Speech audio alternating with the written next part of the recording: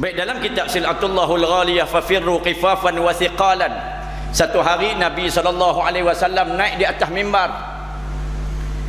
Nabi berkhutbah di atas mimbar, bukan waktu Jumaat, waktu malam. Nabi SAW sebut, esok hari kita akan berperang dengan tentera Abu Sufyan, dan aku nak minta cadangan semua para sahabat yang ada, sama ada kita nak berperang di luar daripada kota Mekah, ataupun kita nak tunggu di luar kota Madinah, ataupun kita nak tunggu dalam kota Madinah. Sebelum Nabi minta pandangan para sahabat, Nabi kata dulu, pada pandangan aku, kita tunggu dalam bumi Madinah ni lebih baik daripada kita berperang di luar daripada bumi Madinah, kerana kebiasaan orang yang tunggu lebih baik daripada orang yang pergi serang. Maka kalau kita tunggu dalam bumi Madinah ni, insya-Allah kita akan menang. Hujung tu Nabi sebut, ini pendapat aku, pendapat aku. Maka Nabi tanya kepada semua yang hadir, tolong bagi pendapat. Maka sebulat suara, sama ada Sayyidina Umar, sama ada Sayyidina Abu Bakar, sama ada Sayyidina Osman, Sayyidina Ali, semua yang ada di dalam masjid Nabi SAW, sebulat suara bersetuju dengan pandangan Nabi SAW. Semua setuju. Tiba-tiba bangkit satu anak muda, orang muda. Dia bangkit berdiri, dia sebut, ya Rasulullah, apa kata kita keluar, kita perang atas bukit Uhud. Dia ni yang perang Uhud ni berlaku di atas bukit Uhud. Dia ni punya pandangan, dia ni punya pasal, tuan. Kalau tuan-tuan ingat, perang Uhud umat Islam menghadapi kekalahan. Nabi bagi pandangan, kita perang, kita tunggu dalam bumi Madinah, jangan keluar. Tapi Nabi sebut, ini pandangan aku. Nabi tak sebut ini wahyu daripada Allah. Nabi sebut, ini pendapat aku, tapi pendapat ini pada aku agak benar. Tapi Nabi minta pandangan yang lain, Nabi minta.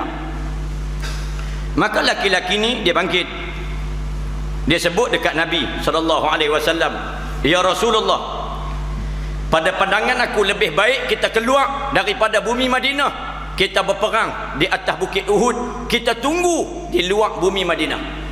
Dan dia sebut, wallahi ya Rasulullah, aku betul-betul teringin nak masuk syurga Allah Subhanahu wa ta'ala.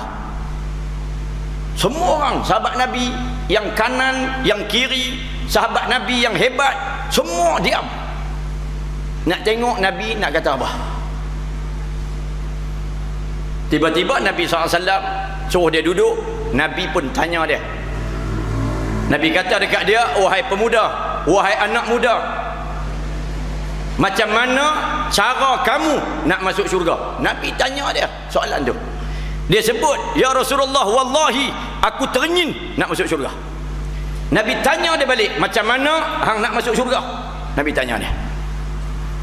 Dia bangkit berdiri, dia sebut, ya Rasulullah, dengan dua keadaan aku akan masuk syurga. Yakin tuan-tuan? Yakin. Dia sebut, dengan dua keadaan aku akan masuk syurga.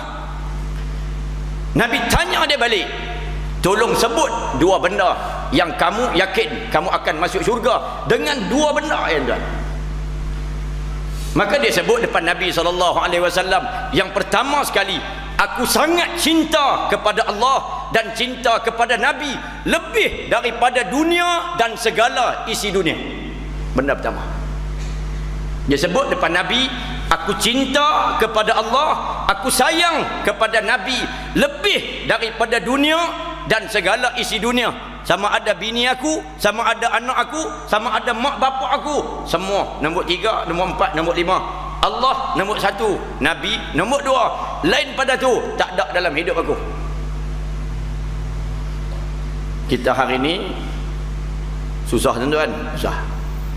Tuan-tuan ada dapat beri mak, buang kat tangan ni. Hak dapat beri hari tu, ada dapat beri.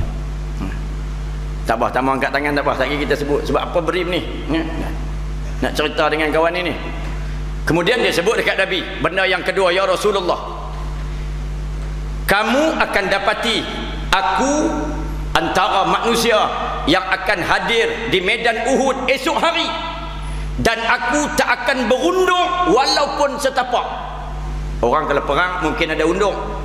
Dia sebut, ya Rasulullah, esok hang boleh tengok aku akan duduk di barisan hadapan, setapak pun aku tak akan berundung bila musuh duduk depan aku, dan kamu akan tengok aku tak akan lari daripada medan perang, ya Rasulullah, walaupun nyawa aku tercabut daripada badan, kamu akan tengok aku akan berada di depan sekali, tak akan berundung walaupun setapak. Sahabat Nabi hak duduk ramai-ramai dalam masjid ni, duduk tengok muka dia. Kata dia ni mai di mana ni? Dia punya semangat dia lain macam. Sehingga Nabi sebut, semua yang ada dalam masjid, esok hari kita perang di medan Uhud. Nabi sebut. Semua orang sebulat suara setuju dengan Nabi. Kerana seorang ni nak masuk syurga, Nabi raikan dia, kerana syurga adalah segala-galanya dalam kehidupan kita hari ini. Nabi sebut semua ada, esok hari kita akan berada di atas bukit Uhud untuk lawan. Kita tak akan tunggu dalam bumi Madinah. Semua esok ni akan duduk bukit Uhud. Sahabat Nabi ni dia tak macam kita. Kalau kita hari ni kita akan bagi, ya Rasulullah, bukan majoriti dia, dia seorang je, apa kita ikut dia? Nabi tak sebut benda tu, sahabat Nabi pun tak sebut. Sahabat Nabi sebut, sami'na wa ata'na, kami dengar dan kami akan taat. Disebut dalam kitab Silatullahul Ghaliyah, fafirru khifafan wa thiqalan.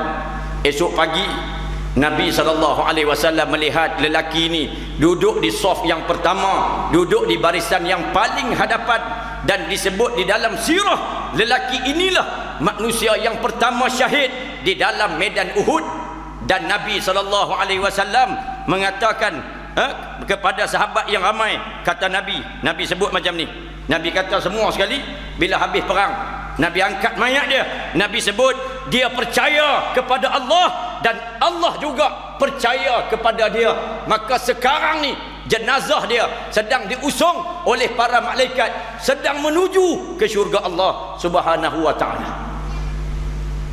Tuan-tuan boleh tengok orang yang tolong agama Allah, Allah Ta'ala janji, dia percaya dekat Tuhan, dia yakin dengan janji Allah, aku tolong agama Allah, Allah bayar dengan syurga. Maka Allah pun percaya dengan orang ni, setapak pun dia tak bergenjak, dia pi ke depan. Nabi tak dan kata apa lagi, 2-30 orang, kam min fi'atin qalilatin ghalabat fi'atan katsiratan biiznillah.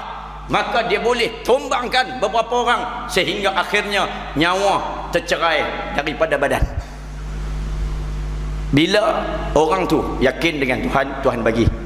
Ada satu hadis yang sahih, Nabi SAW sebut, siapa-siapa yang niat dan minta pada Allah tiap-tiap hari minta pada Allah Subhanahu wa ta'ala, dia nak mati syahid, Allah Subhanahu wa ta'ala akan kurniakan syahid kepada dia walaupun dia mati di atas katil. Zaman Sayyidina Umar ada seorang perempuan, dia pergi jumpa dengan Sayyidina Umar, dia sebut dekat Sayyidina Umar, ya Umar, aku tiap-tiap hari minta Allah Ta'ala mati aku dalam keadaan syahid di jalan Allah Subhanahu wa ta'ala. Dia minta, tiap-tiap hari minta. Maka disebut dalam riwayat, perempuan ni satu hari perompak masuk dalam rumah dia, ikat dia dan bunuh dia. Maka Sayyidina Umar antara orang yang pergi ziarah jenazah dia, dan Umar sebut dia ni mati syahid, perempuan ni mati syahid. Maka syahid yang paling besar, syahid yang paling akbar ialah mati syahid di dalam medan perang. Pun begitu kata para alim ulama, apa yang Nabi sebut, satu hari Nabi SAW duduk dengan sahabat ramai-ramai. Nabi tanya sahabat, wahai para sahabat, hampa tahu tak siapa dia umat aku yang mati syahid? Para sahabat pun bagi tahu Nabi, ya Rasulullah, orang yang mati syahid ialah orang yang pergi perang fi sabilillah. Nabi kata lagi, sahabat kata hak tu kami tahu pun, Allah wa rasuluhu a'lam, Allah dan Rasulnya lebih mengetahui. Nabi sebut kalau macam tu tersangat sedikit umat aku yang mati syahid. Nabi SAW sebut, siapa-siapa yang mempertahankan agamanya dan dia mati dikira syahid. Siapa-siapa yang mempertahankan hartanya, dia mati dikira syahid. Siapa-siapa yang mempertahankan maruahnya, dia mati dikira syahid. Siapa yang mati terbakar, dikira mati syahid. Siapa yang mati sakit dalam perut, dikira syahid. Siapa yang mati tengah menuntut ilmu ni, tiba-tiba kipas jatuh atas kepala tuan-tuan, bukan kepala saya, kepala tuan-tuan, tuan-tuan mati syahid tuan. Dan disebut oleh para ulama muhaddisin, apa ganjaran orang mati syahid?